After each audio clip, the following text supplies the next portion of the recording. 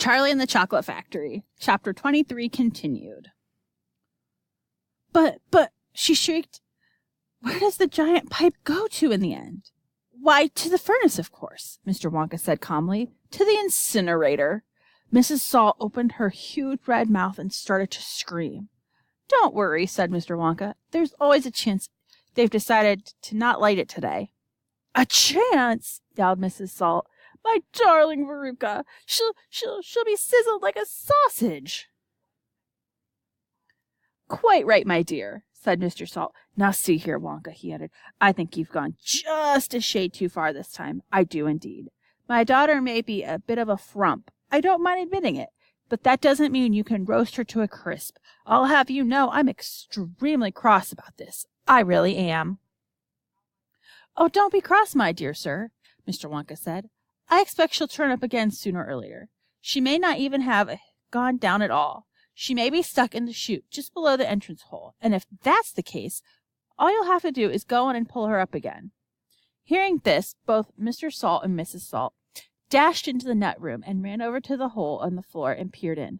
Veruca! Shouted Mrs. Salt. Are you down there? There was no answer. Mr. Salt bent further forward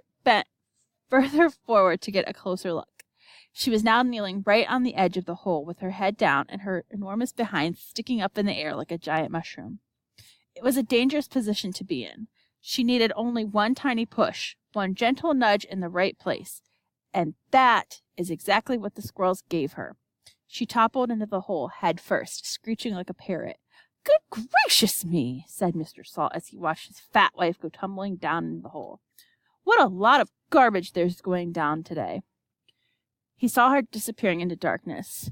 What's it like down there, Agna? He called down. He leaned further forward. The squirrels rushed behind him. Help! He shouted. But he was already toppling forward, and down the chute he went, just as his wife had done before him, and his daughter. Oh, dear, cried Charlie, who was watching with the others through the door. What on earth's going to happen to them now? I expect someone will catch them at the bottom of the chute, said Mr. Wonka. But what about that great fiery incinerator? Asked Charlie. They only light it every other day, said Mr. Wonka. Perhaps this is one of the days where they let it go out. You never know. They might be lucky. Shh, said Grandpa Joe. Listen, here comes another song.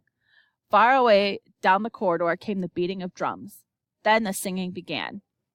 Veruca Salt, sang the Oompa Loompas. Veruca Salt, the little brute, has just gone down the garbage chute, and as we very rightly thought, that in case like this we ought to see the thing completely through, she's polished off her parents too.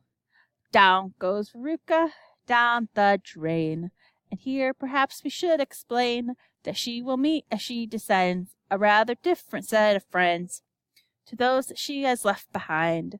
Those won't be nearly so refined. A fish head, for example, cut this morning from a halibut. Hello, good morning, how'd you do? Nice to meet you, how are you? Then, a little more further down, a mass of others gather round.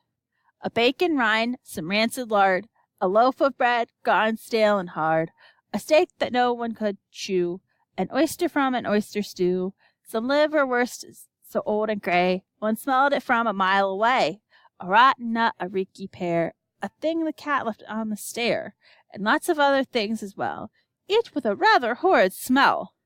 These are Veruca's new-found friends, that she will meet as she descends, and this is the price she has to pay for going so very far astray. But now, my dears, we think you might be wondering, is it really right that every single bit of blame and all the scolding and the shame should fall upon Veruca Salt? Is she the only one at fault? And for though she's spoiled, and dreadfully so, a girl can't spoil herself, you know. Who spoiled her, then? Ah, who indeed? Who pondered to her every need? Who turned to her in such a brat? Who are the culprits? Who did that? Alas, you needn't look so far to find out who those sinners are. They are, and this is very sad, her loving parents, Mum and Dad. And this is why we're glad they fell into the garbage chute as well.